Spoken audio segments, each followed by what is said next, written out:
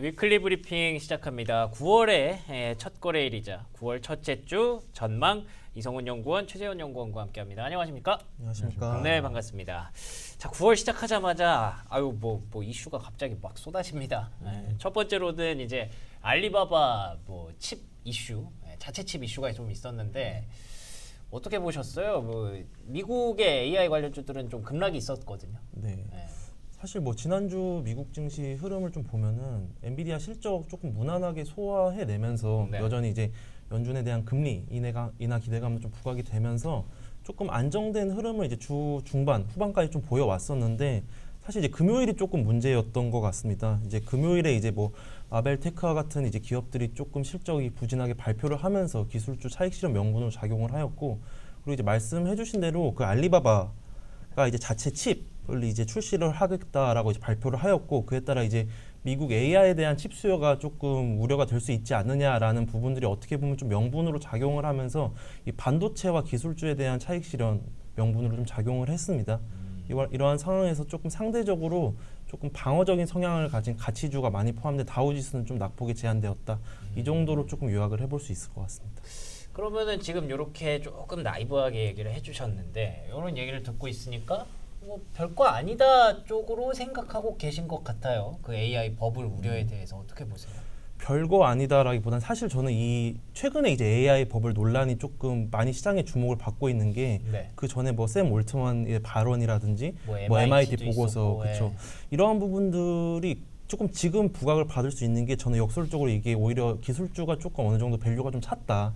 그래서 여기에 오히려 조금 부각을 받을 수 있는 시기가 되지 않았나라고 생각을 하고 있고, 시기가 이렇게 돼서 그런 얘기들이 평소에 안 들리다가 들리는 거군요. 그렇죠. 저는 그렇게 생각을 하고 있고요. 사실 샘 올트만 발언이라든지 MIT 보고서 내용을 좀 보더라도 이게 AI 산업의 잠재성은 인정을 하고 부가가치를 실현할 수 있다는 점을 인정을 하는데 일부 이제 기업들이 약간 조금 밸류에이션 부담이라든지 수익성을 보지 못하는 기업들은 조금 경계감을 가져야 될 필요가 있다라는 게 사실 주요 골자거든요.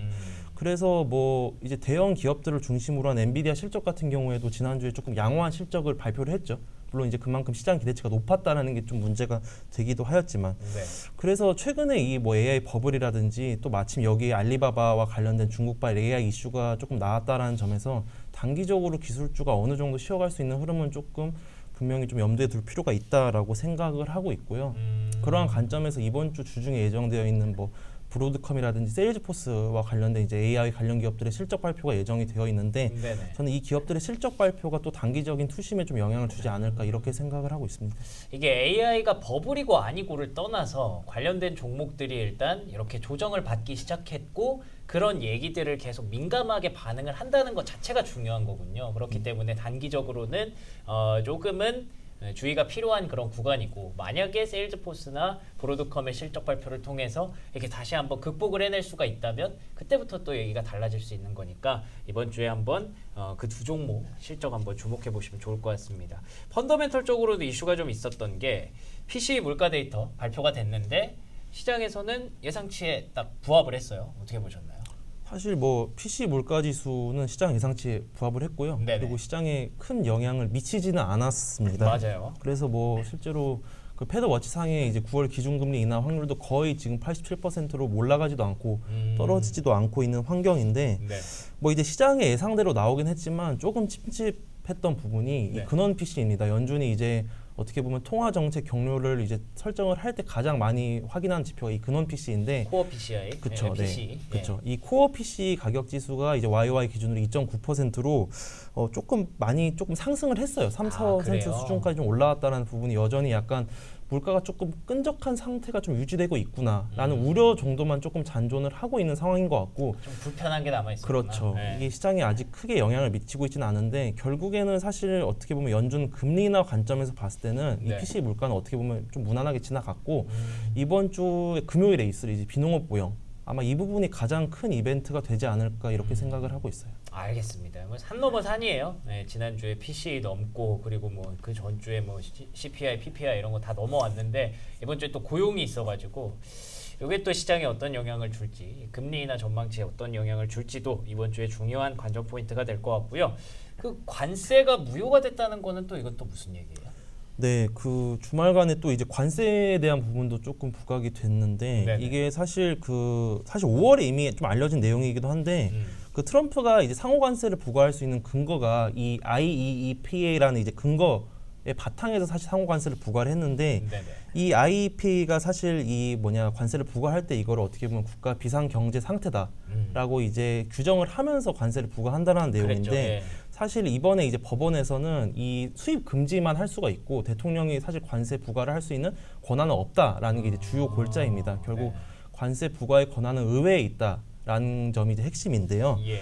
다만 이 항소 법원에서도 이 10월 14일까지는 여전히 이제 관세 효력을 유지할 수 있다라고 이제 밝혀두는 상황이고 여전히 이제 트럼프의 품목별 관세는 계속 이제 부과가 될 수 있는 상황입니다. 그래서 아직까지는 이 관세 노이즈와 관련된 부분들이 기존의 이제 베이스 경로 저희가 이제 지금 현재 나타나고 있는 환경을 기존으로 좀 상정을 할 필요가 있다라고 생각을 하고 있고 특히 지금 시장에서는 저희가 이제 앞서 말씀드린 대로 뭐 연준의 금리 인하라든지 네. AI와 관련된 부분에 있어서 시장의 관심이 조금 분산되고 있는 흐름이기 때문에 이번에 관세 관련 조금 무효 판결 같은 경우는 단기적인 노이즈에 그치지 않을까 이 정도로 생각을 하고 있어요. 알겠습니다. 결국에는 우리가 뭐 관세 무효 판결보다 관세가 있는 게 지금 시장의 어떤 계산에 도움이 되기 때문에 일단 그렇게 가는 게 맞을 것 같고요. 시나리오상으로. 그리고 그것보다 중요한 건 AI와 관련된 노이즈가 지속되는지 그리고 연준이 정말 금리 인하를 할 때까지 과연 이 PCE와 고용과 같은 지표들은 어떤 노이즈들을 만들어내는지 여기에 좀 더 집중해 볼 필요가 있는 9월이 될 것 같습니다. 자, 그러면 이제 최재원 연구원과 밸류에이션이라든지 EPS 실적 전망치에 대해서도 좀 얘기를 나눠보려고 하는데요. 뭐 글로벌 증시 전반적으로 요즘 밸류에이션 압박이 좀 있다고 하더라고요. 지금 상황이 어떤 상황이에요? 네, 맞습니다. 그 한국의 경우에는 지금 먼저 살펴보면 PER이 지금 10.6배 정도 와 있고 네. PBR도 선행 기준으로 이제 한 배에서 왔다 갔다 하고 있는 상황입니다. 네. 그래서 이게 한국의 기준으로 보면은 이제 5년 평균 수준에 딱 근접한 수준이고요. 근데 이제 한국이 그러면은 뭐 5년 평균까지 왔으니까 밸류에이션 부담이 굉장히 높은가라고 하면 이제 그건 아닙니다. 이제 다른 국가들과 봤을 때 이제 미국의 경우에는 5년 평균이 한 20배 정도 수준인데 지금 뭐 22배, 23배 정도에서 멀티플이 이제 왔다 갔다 하고 있기 때문에 특히나 주요국 중에서는 미국의 밸류에이션 부담이 상대적으로 가장 높은 상황이고요.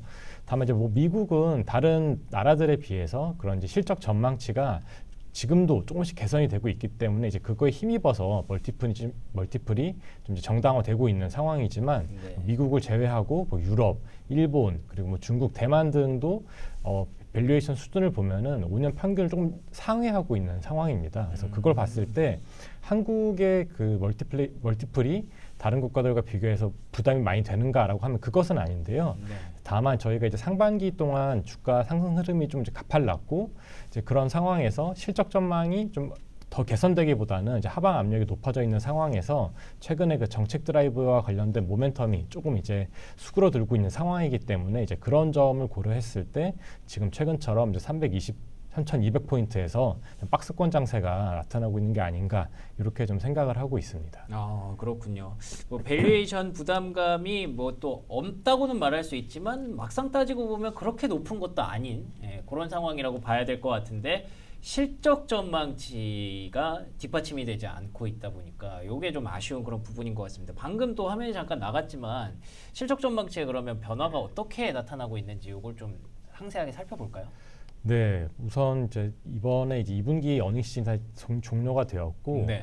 2분기 이제 코스피 기준으로 2분기 영업이익 성장률이 전년 동기 대비 5% 정도 성장할 것이다 이렇게 예상이 됐었는데 예. 실제로 이제 열어보니까 마이너스 6% 정도 이제 역성장을 했습니다. 그랬군요. 이제 그랬던 배경에는 아무래도 가장 이제 규모가 큰 반도체 업종이 시장 예상보다 그런 이제 영업이익 전망치가 좀 더 하회하면서 그 시장 전반의 성장률 전망을 좀 끌어내렸고요. 이제 반도체 업종을 제외하더라도 2차 전지 업종들이 좀 종목들이 포진되어 있는 뭐 화학, IT, 가전 그리고 뭐 에너지라든지 뭐 이런 업종들이 생각보다 좀 이제 부진했습니다.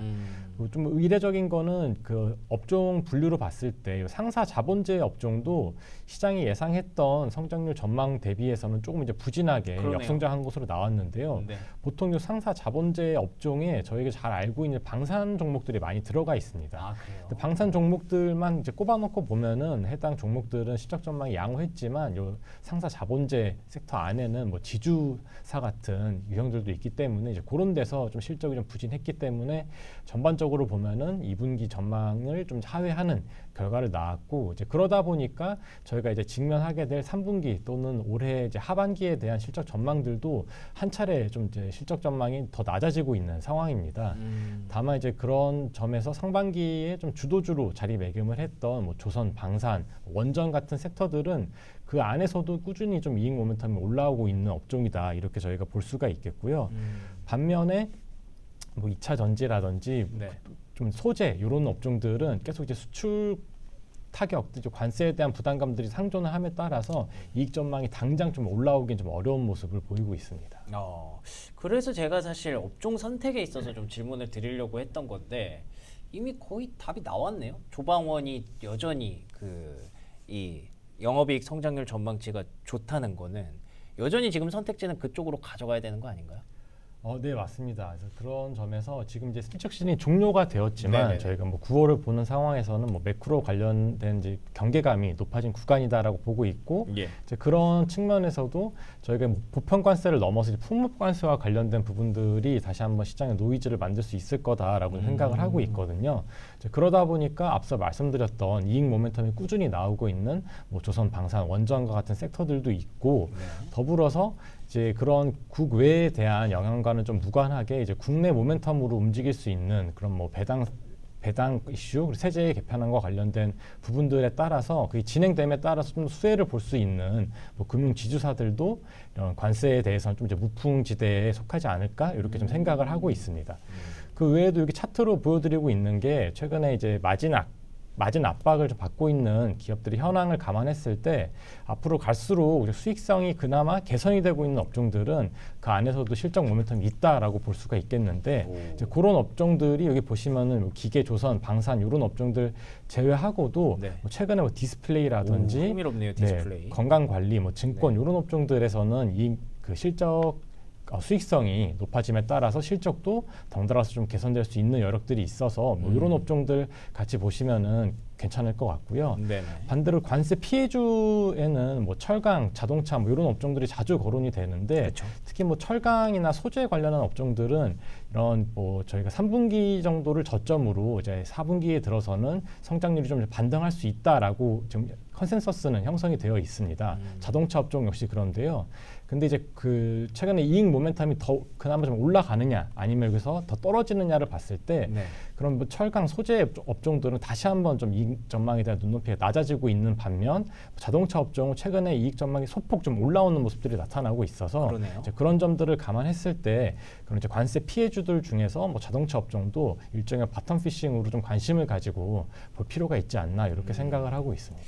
그렇군요. 일단 여전히 무게추는 관세 수혜주라고 해도 될까요? 어쨌든 조선방산, 원전, 관세의 노출도가 좀 작은 그런 종목들이 우세한 건 맞는데 이제 슬슬 또 턴어라운드 되는 업종들이 분명히 있었습니다. 헬스케어, 디스플레이, 증권, 그리고 또 자동차 같은 경우에도 이제 하향 조정은 거의 끝난 것 같아요. 바닥을 만약에 찍었다면 지금부터는 또 달라질 수 있기 때문에 조금씩 넓혀야 되는 그런 환경인데 그 정도의 차이가 될 것 같습니다.